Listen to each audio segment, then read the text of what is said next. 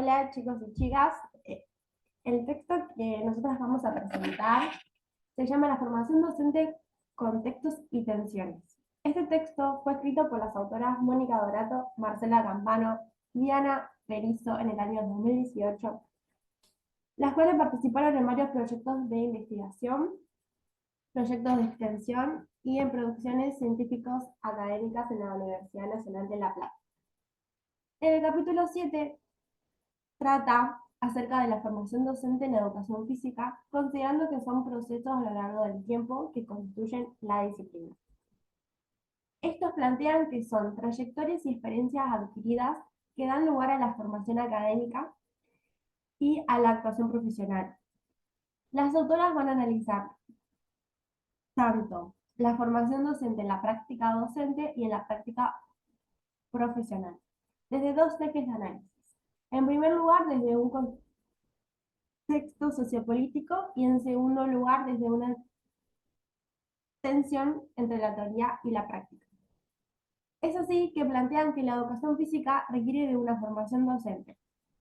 Las autoras conceptualizan dos términos principales. El término de docente, según la Real Academia Española, se dice que es el que enseña, es el docente encargado de conducir la enseñanza en un determinado nivel educativo, y se pueden identificar dos visiones que se combinan con la concepción de aprendizaje. Una visión clásica, la cual considera al docente como un aplicador técnico, y por otro lado, una visión contemporánea que va a basar el interés en el sujeto que aprende. Es decir, se ve al docente como un facilitador profesional de la enseñanza. Y por otro lado está la formación, que según la Real Academia Española significa criar, educar o adiestrar, y la podemos ver como una práctica social transformadora en la cual se congregan las personas o cosas uniéndolas entre sí. Y ahora sí podemos hablar de la formación profesional, que la podemos ver como una práctica en un contexto real de actuación, en donde se van a poner en juego los saberes con la experiencia y por lo que va a intervenir una representación subjetiva que le va a dar identidad.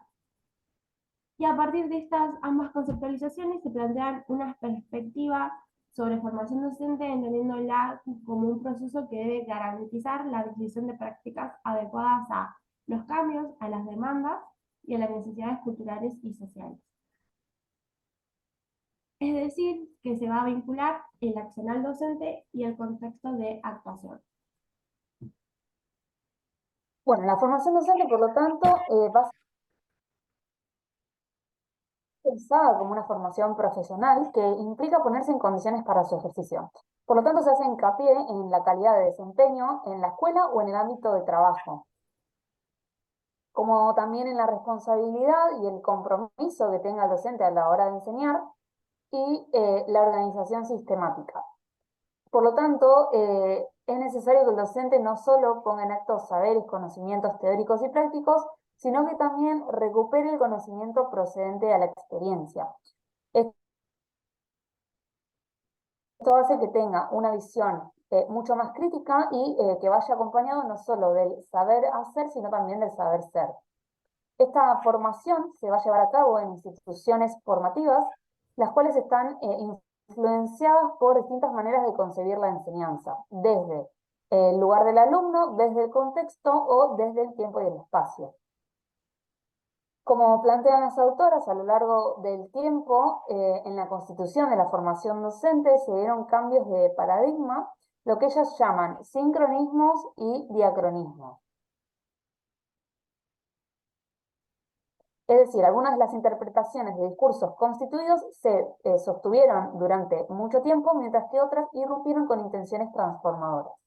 Como planteó mi compañera anteriormente, uno de los ejes desde el cual se analiza la constitución y la formación docente es el contexto sociopolítico anclado en los proyectos de formación. A partir de la sanción de la ley de 1420 de educación común, la educación física comenzó a ser una materia obligatoria. Y es a partir de ese momento que se comienza a pensar en una educación física, una formación de profesores de educación física mucho más específica. En este contexto y en este sentido, las autoras plantean que se van a dar tendencias llamadas tradicionales, como por ejemplo es la normalizadora, la disciplinadora, la académica y la eficientista. Estas se van a caracterizar por poner al alumno en un segundo plano, es decir, no tiene predominancia, sino que la tiene el docente, y además se piensa en una educación normalizadora, lo cual se intensifica con el golpe militar de 1930. Durante ese momento no había profesores especificados en educación física, por lo tanto los militares son los que se hacen cargo y dictan las clases desde una perspectiva mucho más militarista. Es que en ese contexto se crea el INEF en 1939, el cual promueve una educación física mucho más técnica a partir de un método unificado, que estaba orientado o que buscaba en realidad la eficacia motriz. Hacia 1953, Amabel va a crear el profesorado de educación física en la Universidad de La Plata, y comienza a darse una tensión entre la formación terciaria y universitaria. Contrario a esto, se desarrolla una pedagogía crítica, la cual va a comenzar a poner al alumno como el centro del aprendizaje. Es así como hacia los años 60 surge la nueva escuela, la cual se centra en el saber hacer. Luego, hacia los años 80, en la Universidad Nacional de La Plata se desarrolló una nueva visión de la educación física pensando en la biomecánica, con el objetivo de favorecer el desarrollo del hombre en constante transformación. Luego, hacia los años 90, se lleva a cabo una reforma educativa que fue muy importante, que comienza a pensar la educación física desde una educación corporal o por el movimiento. Luego, con la sanción de la Ley de Educación Superior sancionada en 1995, comienza a financiarse por parte del Estado de la educación superior, lo cual promueve la gratuidad de los estudios de grado y hace que haya una mayor igualdad de oportunidades, lo cual hace que comience a haber una homogeneización de la formación, lo cual termina con la aprobación de los contenidos básicos. Esta pedagogía crítica lo que hace es articular la teoría y la práctica a partir de la construcción del conocimiento compartido. Bueno, y el segundo eje es el de la tensión entre la teoría y la práctica anclada en el mejoramiento de la práctica. Este se considera la práctica como un eje en la formación de los estudiantes del profesorado. Es la práctica que se construye en contextos reales de acción, de aplicación, que conforman un espacio propicio para la innovación, al proceder de un conocimiento construido en situaciones reales. La reflexión crítica de las prácticas pedagógicas contribuye a la producción de aprendizajes relevantes. De esta manera, los docentes establecen una relación lógica con los saberes que portan los aprendices, constituyéndose así en un intelectual transformador, crítico y emancipador. Y es acá, el desafío acá es pensar en una preparación